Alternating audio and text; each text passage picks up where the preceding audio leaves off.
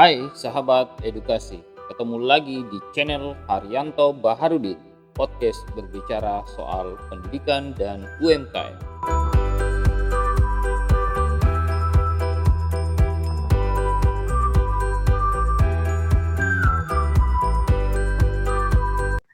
Jadi saya terus terang belum paham tentang bagaimana kategori atau lembaga-lembaga yang dikategorikan sebagai PAUD pinggir hutan. Selain dari itu, saya ingin menyampaikan juga apresiasi penghargaan yang setinggi-tingginya kepada BP PAUD Sulawesi Barat yang sudah mengeluarkan sebuah buku, yaitu buku pedoman penyelenggaraan PAUD di pinggir hutan. Nah, seperti yang saya katakan tadi, yang kami tanyakan, kapankah atau PAUD apa yang dikategorikan sebagai PAUD pinggir hutan? Bolehkah mungkin PAUD yang misalnya tidak terjangkau internet? Karena terus terang di Kabupaten Mamasa, boleh dikatakan mungkin Bapak dan Ibu ya pasti sudah mengetahui bagaimana kondisi kami di sini, mungkin sekitar 75% boleh dikatakan PAUD-nya tidak terjangkau internet. Jadi tentunya mereka sangat sulit sekali untuk mendapatkan tambahan-tambahan pengetahuan bagaimana penyelenggaraan PAUD atau bagaimana tambahan-tambahan pengetahuan tentang pelaksanaan PAUD di lembaga mereka masing-masing. Selanjutnya usulan, karena ini sudah sosialisasi atau sudah disebarkan buku ini ya? Ini baru draft modelnya. Terima kasih. Jadi sangat berharap sekali kalau boleh sebentar ke depan kalau misalnya sudah di buku ini sudah dikeluarkan secara resmi, bolehkah menghadirkan lembaga-lembaga yang memang masuk dalam kategori PAUD di pinggir hutan supaya mereka bisa mengetahui bagaimana sih proses pembelajarannya tentang PAUD di pinggir hutan. Ya itu saja sekedar masukan atau usulan dari kami. Terima kasih. Baik, terima kasih atas pertanyaannya Bu Ratmini. Mungkin langsung bisa diberikan tanggapan oleh Bapak Ketua Tim Model kami Pak Haryanto terkait pertanyaan tadi Bu Ratmini. Itu pertama, bagaimana kategori lembaga-lembaga disebut sebagai PAUD pinggir hutan. Gitu ya Bu Ratmini ya. Pertanyaan pertama. Ya, oke. Baik Ibu Rina, makasih banyak Ibu Ratmini atas pertanyaannya. Baik, saya akan jawab yang pertama ya, soal kategori PAUD pinggir hutan. Kalau kita mengacu pada model yang dikembangkan atau khususnya pada pengertian model ini, Ibu, ya, ini layanan PAUD, ya, layanan khusus ini itu adalah yang diberikan kepada anak usia dini yang berada di daerah khusus, ya, berdasarkan kondisi geografis yang ditetapkan oleh Kementerian Pendidikan dan Kebudayaan, ya. Itu kalau kita mengacu kepada PAUD layanan khusus, karena PAUD pinggir hutan ini adalah bagian dari PAUD layanan khusus. Lalu manakah yang masuk di daerah khusus ini? Ya tentu yang secara geografis yang telah ditetapkan oleh Menteri Pendidikan dan Kebudayaan yang diatur di dalam keputusan Menteri Pendidikan dan Kebudayaan nomor 580. Ini saya langsung tunjukkan yang di Mamasa, Bu. Ya, yang di Mamasa ini daerah, kecamatan, desa, dan kelurahan yang masuk daerah khusus. Ya, semua sudah ada di sini, ya. Di Sumarorong sampai di Masewa, di Kecamatan Masewa juga ini tidak semua, ya, sudah diatur nih desa-desanya di Pana itu masuk, Nosu, ya. Di Mamasa juga, di Kecamatan Mamasa hanya ada berapa ya? Hanya ada 5 desa yang masuk di daerah khusus. Jadi desa-desa yang PAUD yang berada di desa-desa ini semua adalah PAUD layanan khusus, ya, kalau kita mengacu kepada Kepmen 580 ini. Jadi begitu, Bu. Jadi kami juga melaksanakan uji coba, ya, studi pendahuluan mengacu kepada daerah-daerah ini. Jadi kemarin waktu saya minta bantuan kepada Ibu Nunung, ya, terkait dengan lokasi PAUD yang dipasang kayu, ya, karena kami mencari di daerah yang berada di daerah khusus. Ibu Nunung banyak mengajukan PAUD. Saya cek lagi di sini, Kepmen 580. Oh, enggak masuk, Bu. Oh, yang ini masuk. Ya, itu seperti itu, Bu, ya. Jadi PAUD yang berada di daerah khusus kategorinya berdasarkan pada Kepmen 580, ya, yang dikeluarkan oleh Menteri Pendidikan dan Kebudayaan tahun 2020. Oke, itu sementara Ibu Rina.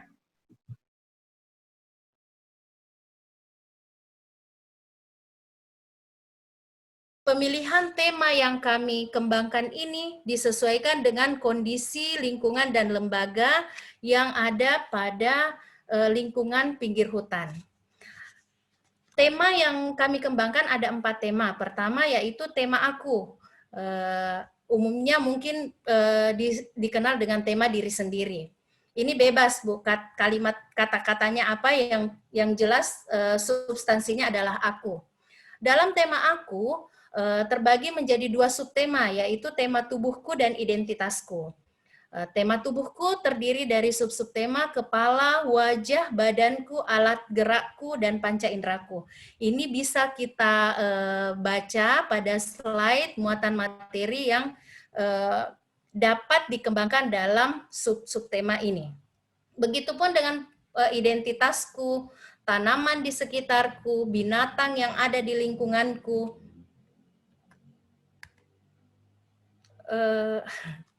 Kenapa tidak bisa pindah ya, Pak? Jaringan saya ya?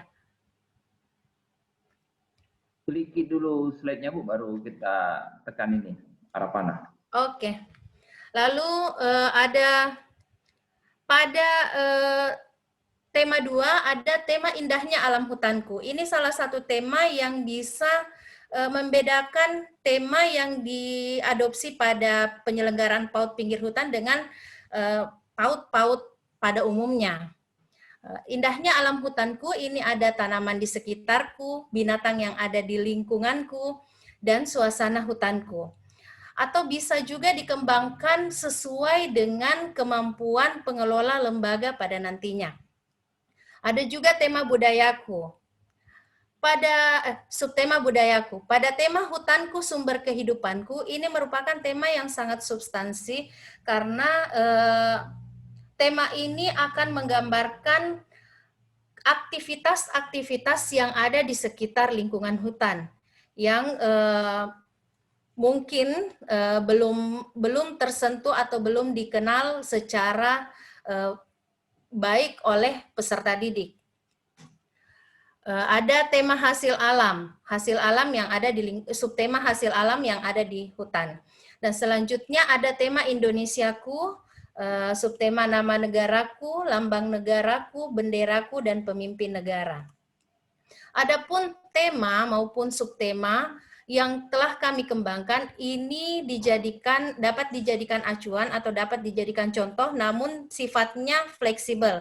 Artinya pada penyelenggaraan PAUD pinggir hutan yang misalnya berlokasi di Mamuju Utara, Pasangkayu, akan berbeda temanya dengan PAUD pinggir hutan yang dikembangkan di daerah Majene misalnya. Itu tergantung dari kondisi lingkungan, kondisi sosial budaya, kondisi geografis, kemampuan pengelola, maupun kemampuan tenaga pendidik yang ada pada layanan PAUD pinggir hutan yang akan dikembangkan. Selanjutnya, dokumen perangkat pembelajaran. Dokumen perangkat pembelajaran merupakan dokumen yang berisi rancangan guru yang dibuat oleh guru dalam melaksanakan kegiatan bermain yang memfasilitasi anak dalam proses belajar. Dalam penyusunan dokumen perangkat pembelajaran ada 3 komponen penting yang perlu kita pahami. Komponen penting ini termuat dalam Permendikbud nomor 146 tahun 2014. Komponen penting itu yang mana saja? Tentunya kita semua pasti sudah tahu yang mana itu komponen yang wajib ada dalam dokumen perangkat pembelajaran. Pertama yaitu standar tingkat pencapaian perkembangan anak.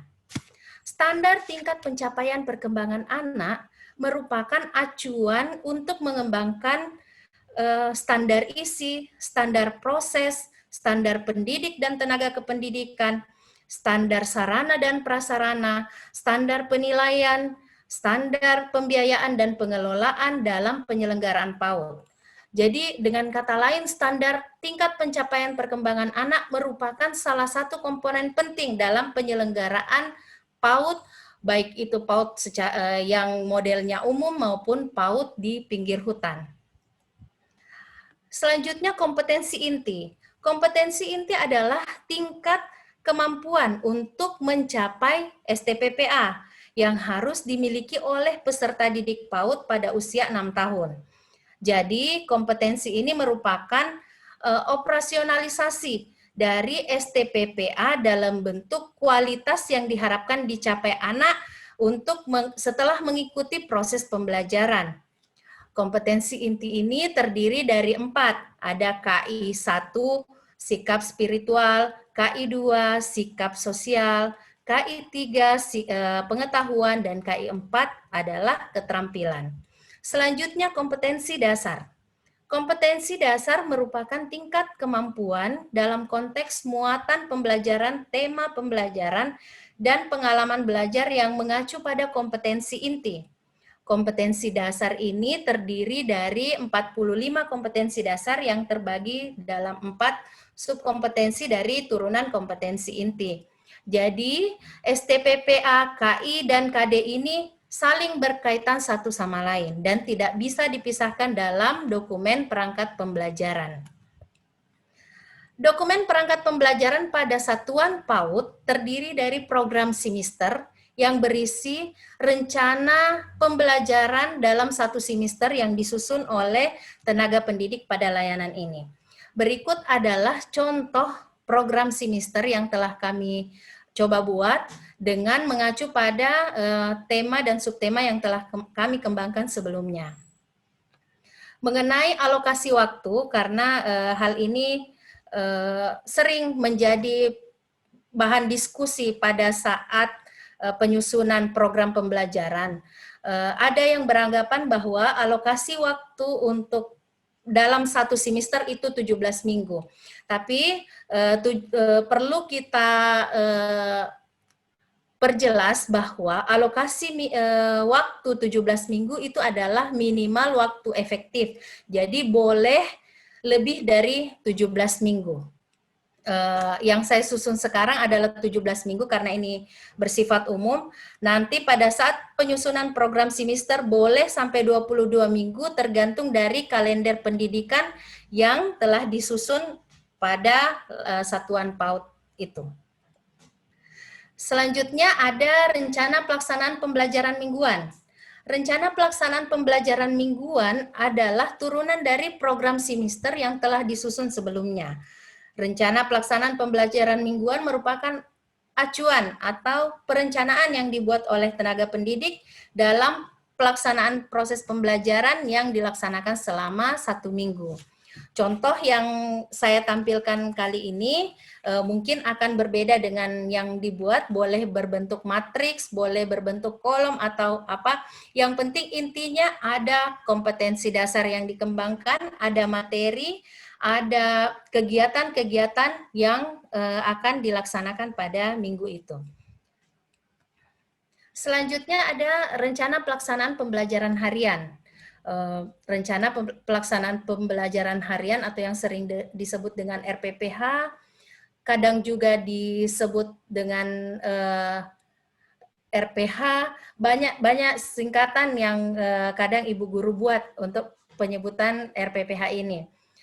RPPH merupakan perencanaan pembelajaran yang dilaksanakan dalam 1 hari. Apa yang saya tampilkan ini adalah contoh yang kami kembangkan berdasarkan dalam buku 10 revisi kurikulum 2013 PAUD tahun 2018. Itu yang kami kembangkan. Dalam RPPH ini termuat rencana kegiatan harian yang terdiri dari 5 hari. Jadi dalam satu halaman ini ada 5 hari karena perencanaannya itu ada 5 hari kegiatan dalam satu minggu. Dalam RPPH ini selain memuat perencanaan kegiatan yang akan dilaksanakan pendidik dan peserta didik, juga memuat rencana penilaian yang mengacu pada kompetensi dasar yang direncanakan pada RPPH. Pelaksanaan pembelajaran. Dalam pelaksanaan proses pembelajaran, ada beberapa hal yang perlu kita perhatikan. Pertama, cara belajar anak usia dini. Bapak dan Ibu sudah pasti tahu dan telah melaksanakan proses pembelajaran di PAUD. Kita perlu bagaimana supaya proses pembelajaran ini berjalan dengan baik dan aspek perkembangan anak yang diharapkan dapat berkembang secara sempurna, kita perlu memahami cara belajar anak usia dini, yaitu dengan cara bermain. Oleh karena itu, pendidik perlu menyiapkan kegiatan main yang sesuai dengan perkembangan anak, sehingga anak bisa menjadi pembelajar aktif dan memungkinkan anak menjadi semakin kreatif. Pembelajaran di PAUD esensinya adalah bermain. Esensi bermain adalah meliputi perasaan menyenangkan, merdeka, bebas memilih, dan merangsang anak untuk terlibat aktif. Jadi, ibu guru pada satuan PAUD hanya memposisikan diri sebagai fasilitator. Ibu guru menyiapkan sarana, ibu guru merencanakan kegiatan, anaklah yang memilih kegiatan main yang menurutnya dapat menyenangkan, dapat membuatnya senang, dan dapat memberikan pengalaman main untuk kemudian menjadi penyokong untuk pencapaian 6 aspek perkembangan anak. Selanjutnya, dalam pelaksanaan pembelajaran di PAUD, kita perlu memahami prinsip-prinsip pembelajaran di PAUD. Pembelajaran di PAUD ini meliputi belajar melalui bermain, berorientasi pada perkembangan anak, berorientasi pada kebutuhan anak, berpusat pada anak.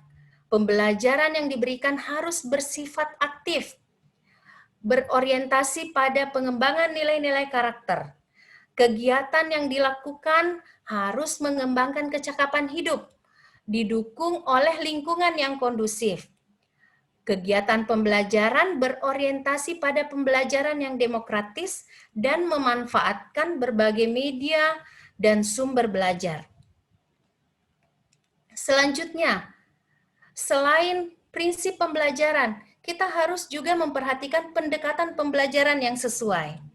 Pada pendekatan pembelajaran ini, kami mengadopsi pada penyelenggaraan PAUD Pinggir Hutan, kami mengadopsi dasarnya itu dari 4 pendekatan yang telah dikembangkan sebelumnya. Pertama yaitu pendekatan high scope, di mana pendekatan high scope ini anak memilih sendiri aktivitas bermainnya. Kedua, pendekatan BCCT. Kadang pendidik menganggap bahwa BCCT itu hanya sentra. Kenyataannya, pada nyatanya BCCT itu bukan hanya sentra, Bu. BCCT ini adalah kegiatan anak yang difokuskan pada sentra, area, ataupun sudut-sudut. Jadi, BCCT ini maknanya luas, beyond center and cycle time. Selanjutnya ada pendekatan Reggio Emilia, yaitu pendekatan yang memberikan kesempatan kepada anak untuk membangun kekuatan berpikirnya sendiri melalui penggabungan bahasa ekspresif, komunikatif, dan kognitifnya. Dan selanjutnya yang terakhir adalah pendekatan Montessori, Maria Montessori. Pendekatan ini adalah pendekatan yang paling banyak dikembangkan sekarang di PAUD-PAUD yang mulai berkembang di PAUD-PAUD besar yang mulai berkembang di Indonesia. Pendekatan Maria Montessori ini mengoptimalkan seluruh kemampuan anak melalui stimulasi yang dipersiapkan guru.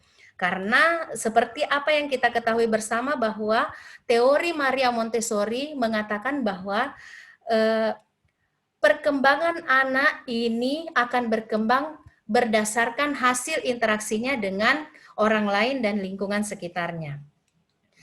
Berdasarkan 4 pendekatan yang telah tadi saya paparkan, maka kami dalam penyelenggaraan PAUD Pinggir Hutan membuat kolaborasi pendekatan. 4 pendekatan ini melahirkan pendekatan yang disebut pendekatan kolaboratif yang diimplementasikan dalam pengelolaan PAUD bermuatan pinggir hutan. Pendekatan kolaboratif ini tetap memfokuskan anak pada fitrahnya, yaitu sebagai pembelajar aktif yang membutuhkan interaksi dengan lingkungan dan dukungan atau pijakan dari guru di lingkungan yang tenang dan teratur untuk mengoptimalkan seluruh kemampuan anak melalui stimulasi yang telah direncanakan. Jadi, jika ada yang bertanya pada PAUD Pinggir Hutan apa menggunakan sentra atau menggunakan sudut, kita menggunakan semuanya. Karena kita mengadopsi pendekatan bukan mengadopsi, kami membuat pendekatan baru dengan mengadopsi 4 pendekatan yang telah yang telah dikembangkan sebelumnya oleh peneliti, yaitu kami sebut di sini adalah pendekatan kolaboratif. Mungkin ada masukan nantinya nama pendekatan yang sudah kami buat ini. Selanjutnya, dukungan pendidik yang proporsional tentunya akan sangat menentukan keberhasilan proses pelaksanaan pembelajaran. Dukungan yang diberikan oleh guru bisa berupa materi pembelajaran atau kesempatan untuk mencoba atau mengeksplorasi kepada peserta didik dengan menggunakan objek yang beragam. Pendidik perlu memberi dukungan dengan pertanyaan, bimbingan, dan menghargai setiap usaha anak dan hasil karya anak, serta tidak membandingkan anak dengan anak yang lain. Dukungan yang diberikan, misalnya dalam bentuk penerapan metode-metode belajar. Saya sangat yakin dan percaya kita semua telah melaksanakan metode belajar ini. Banyak sekali metode. Di antaranya metode keteladanan, metode kasih sayang, metode deduktif, metode eksperimen, metode demonstrasi, metode diskusi, tanya jawab, dan lain sebagainya. Selanjutnya, pada satuan PAUD yang melaksanakan program muatan pinggir hutan, lama belajar juga perlu dan sangat penting untuk diperhatikan. Lama belajar di sini diadopsi dari Permendikbud nomor 146 tahun 2013 yang dijabarkan sebagai berikut. Untuk kelompok usia 2 sampai 4 tahun, lama belajar itu paling sedikit 360 menit per minggu. Dan untuk kelompok usia 4 hingga 6 tahun, lama belajar paling sedikit 900 menit seminggu. Ini lama waktu minimal pada satuan PAUD.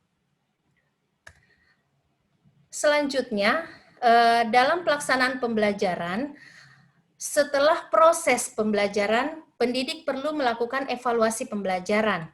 Evaluasi pembelajaran ini mencakup evaluasi proses dan hasil pembelajaran yang dilakukan oleh pendidik untuk menilai keterlaksanaan rencana pembelajaran dan dijadikan dasar pertimbangan tindak lanjut pelaksanaan pengembangan selanjutnya. Evaluasi pembelajaran ini akan dibahas selanjutnya pada slide penilaian. Selanjutnya, pengawasan pembelajaran. Pengawasan pembelajaran ini dilaksanakan oleh Kepala Satuan PAUD terhadap pendidik secara berkala minimal 1 bulan sekali. Selama saya melaksanakan visitasi akreditasi di Satuan PAUD, yang dilaksanakan itu paling banyak 3 bulan sekali. Tapi standarnya dalam Permendikbud itu minimal 1 bulan sekali pengelola atau satuan PAUD melaksanakan pengawasan terhadap proses pelaksanaan pembelajaran yang dilaksanakan oleh oleh pendidik. Berikut saya paparkan program pengawasan dalam satuan PAUD. Ini hanya contoh. Nanti pada pelaksanaan atau pada uji coba pelaksanaan PAUD pinggir hutan akan dapat kita kembangkan berdasarkan dengan KTSP yang telah dibuat. Karena tidak ada yang sifatnya paten dalam format-format yang dibuat pada kurikulum 2013. Setelah ada format laporan program kepengawasan, selanjutnya ada laporan kepengawasan. Laporan ini dibuat oleh pengelola lembaga atau kepala satuan PAUD, di mana menggambarkan masalah-masalah hasil temuan pada proses pengawasan, adanya pemecahan masalah, kendala yang dihadapi, dan hasil dari tindak lanjut. Ada pertanyaan kadang, laporan pengawasan ini ditujukan kepada siapa? Laporan pengawasan ini bisa ditujukan kepada nanti ada supervisi yang dilakukan oleh pengawas maupun ketua yayasan. Selain itu, laporan kepengawasan juga menjadi bahan kepala satuan PAUD untuk bisa melakukan refleksi diri, membuat best practice jika misalnya masalah ini bisa diselesaikan dengan baik. Selanjutnya pada standar pendidik dan tenaga kependidikan. Pendidik anak usia dini merupakan tenaga profesional yang bertugas merencanakan, melaksanakan pembelajaran, dan menilai hasil pembelajaran, serta melakukan pembimbingan, pelatihan, pengasuhan, dan perlindungan. Pendidik pada satuan PAUD terdiri dari guru PAUD, guru pendamping PAUD, dan guru pendamping muda.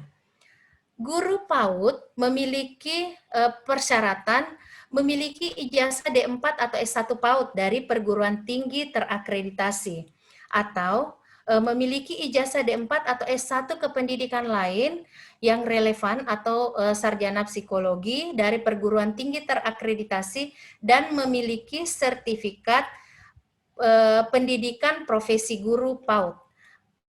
Selanjutnya, guru pendamping PAUD memiliki ijazah D2 PGTK dari perguruan tinggi terakreditasi, atau memiliki ijazah minimal SMA atau sederajat dan memiliki sertifikat pelatihan guru pendamping, atau yang sudah sering terlaksana di daerah itu adalah pelatihan diklat berjenjang, biasanya dilaksanakan oleh Ormit atau Dinas Pendidikan.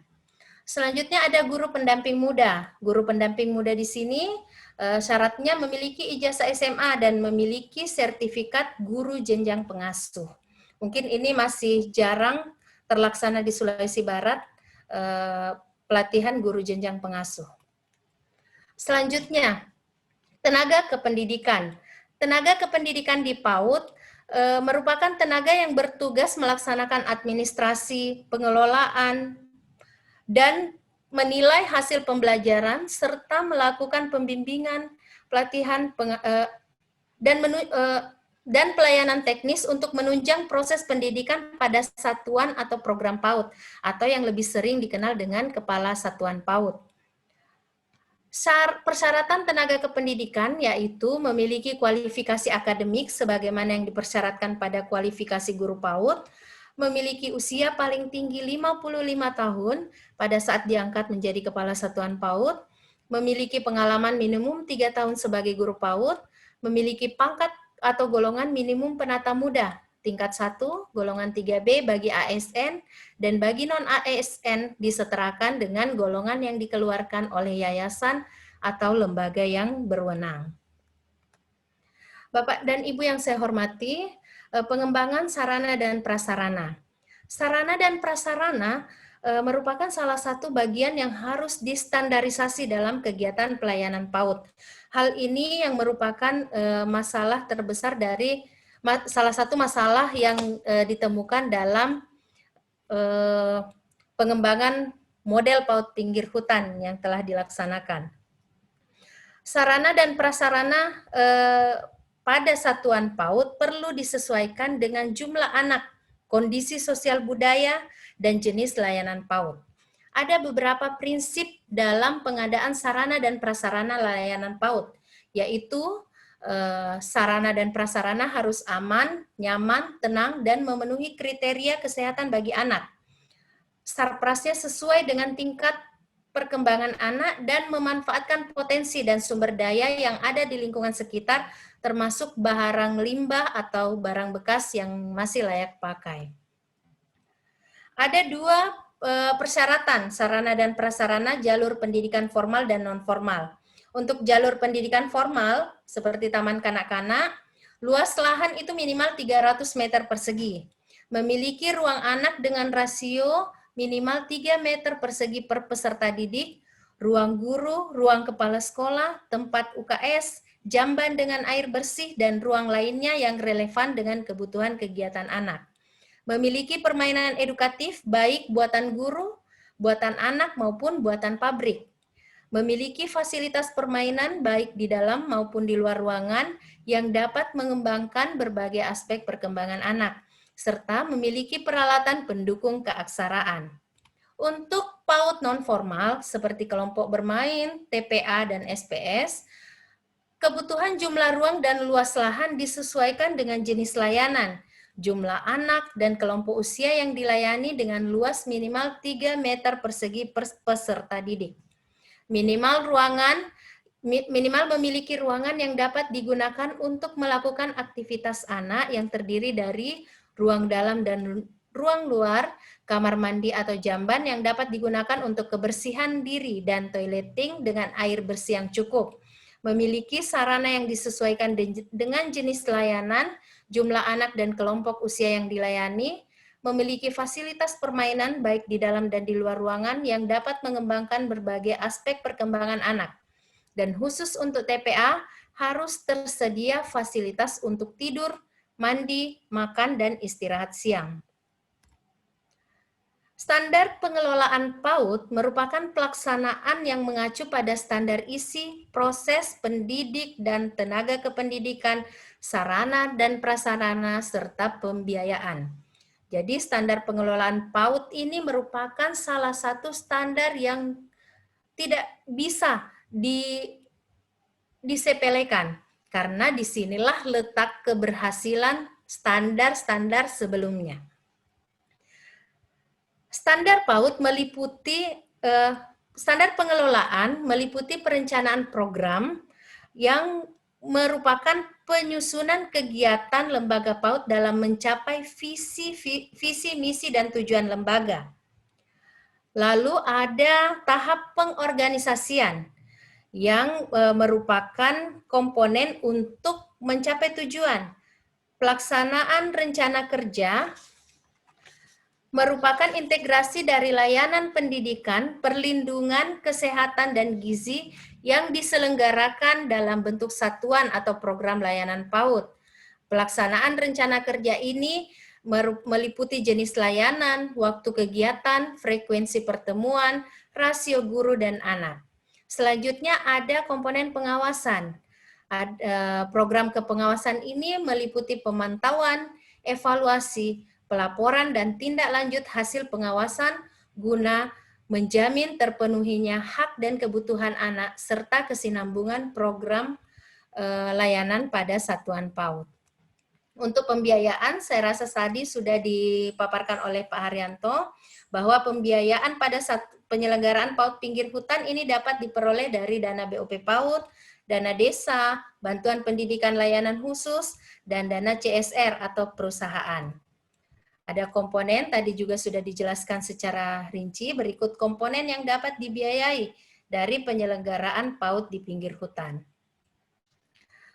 Dan yang paling penting, yang terakhir adalah penilaian. Penilaian merupakan hasil proses pengukuran terhadap hasil dari kegiatan belajar anak.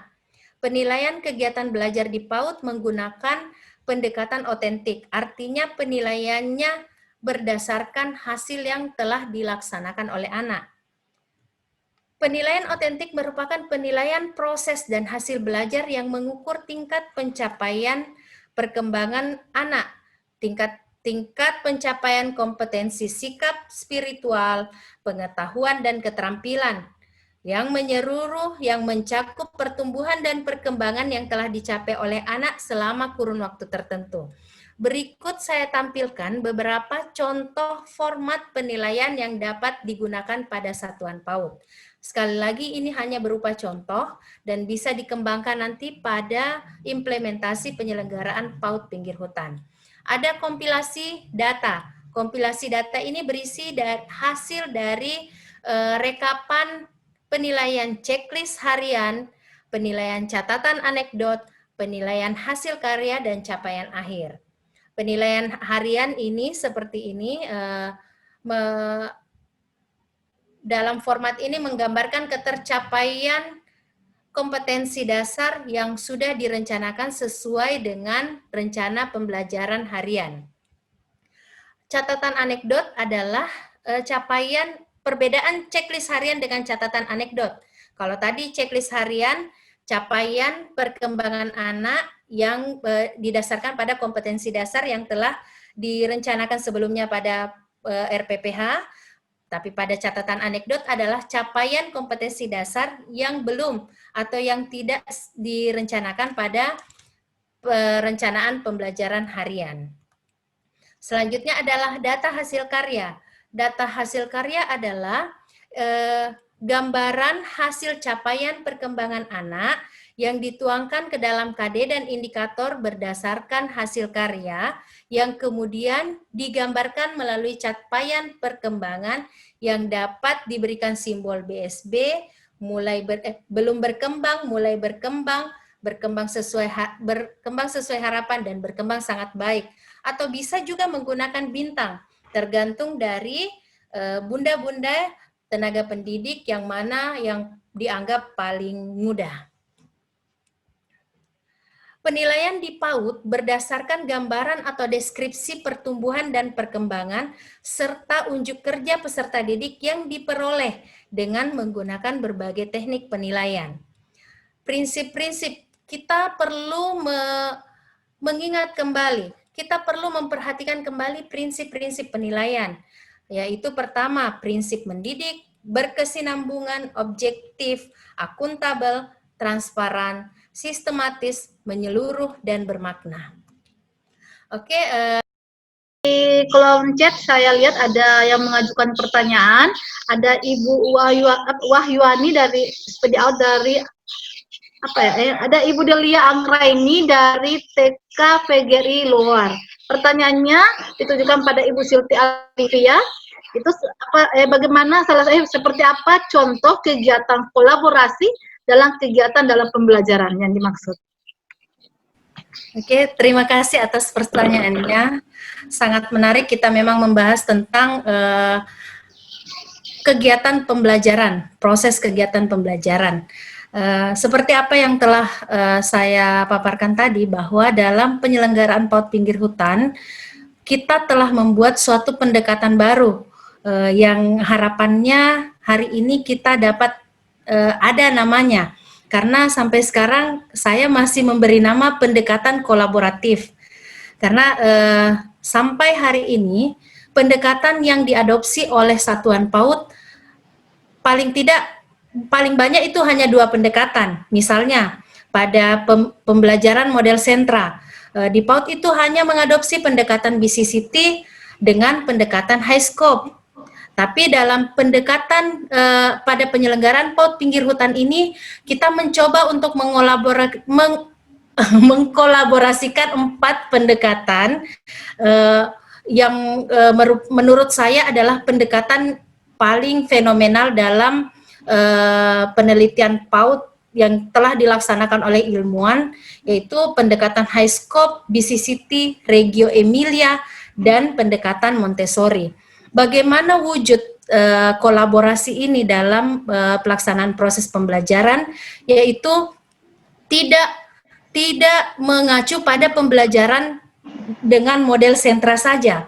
Semua jenis model pembelajaran, baik bisa itu sudut-sudut, area-area, sentra, maupun model teknik pembelajaran yang dilaksanakan secara klasikal maupun secara kelompok itu bisa dilaksanakan dengan mengoptimalkan peran guru sebagai fasilitator, mengoptimalkan kemampuan guru untuk memfasilitasi media pembelajaran yang sesuai dengan tahapan perkembangan anak, media pembelajaran yang sesuai dengan rasio anak, media pembelajaran yang berasal dari pemanfaatan sumber-sumber bahan alam yang terdapat di sekitar. Jadi kegiatan-kegiatan kolaborasi mungkin wujud dari pendekatan kolaboratif, mungkin maksud dari pernyataan ini, yaitu dengan memberikan fasilitas sebesar-besarnya kepada anak dengan memaksimalkan peran guru sebagai fasilitator pada proses pembelajaran. Selain sebagai fasilitator dalam sarana prasarana, karena kita juga merujuk pada pendekatan Reggio Emilia, sarana prasarana juga perlu diberikan pencahayaan yang cukup, karena model Reggio Emilia adalah model pendekatan yang kembali ke alam dengan memaksimalkan potensi alam. Jadi nanti harapannya pada sarana dan prasarana untuk penyelenggaraan PAUD pinggir hutan itu akan banyak ventilasi, tidak banyak sekat-sekat ruangan, dan mungkin nanti akan ada pemanfaatan berupa mungkin atap rumbia yang udaranya anak-anak bisa hirup secara tidak seperti batasan kalau kita dalam ruangan yang dibatasi dengan tembok. Jadi gambarannya seperti itu. Mungkin itu Bu penjelasan dari saya.